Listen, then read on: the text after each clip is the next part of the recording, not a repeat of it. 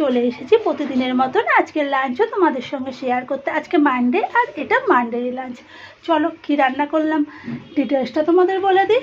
ছোটো আইটাইটের ভাত আছে বড় হাঁড়িতে, আমাদের বড়দের গরম গরম ভাত আছে, সয়াবিন আলুর তরকারি করেছি, এটা একটু আলাদাভাবে করেছি। পোস্ত বাটা, টক দই, বিভিন্ন মশলা দিয়ে টুকরিটাকে এই সয়াবিন আলুর তরকারিটা করেছি। আর ইলিশ মাছের মাথা দিয়ে আমি কচুর শাক করেছি। এটা না ভীষণ ফেভারিট আমাদের প্রত্যেকের। আচ্ছা, আমাদের মতন তোমাদের কার কার ফেভারিট ইলিশ মাছের মাথা দিয়ে কচুর শাক আমাকে কিন্তু অবশ্যই কমেন্ট বক্সে জানাতে হবে।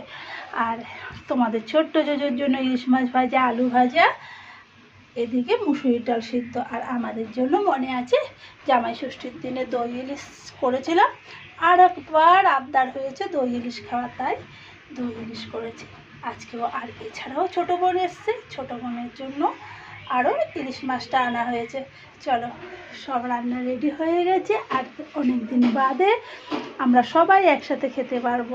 বাচ্চাদের খাওয়াচ্ছে, ওদের কমপ্লিট হয়ে গেলে আমরা লাঞ্চটা করব। তোমরা ভিডিওটা দেখো, ভালো লাগলে লাইক শেয়ার কমেন্টের মাধ্যমে আমাকে ভালোবাসা দিও। Bye bye.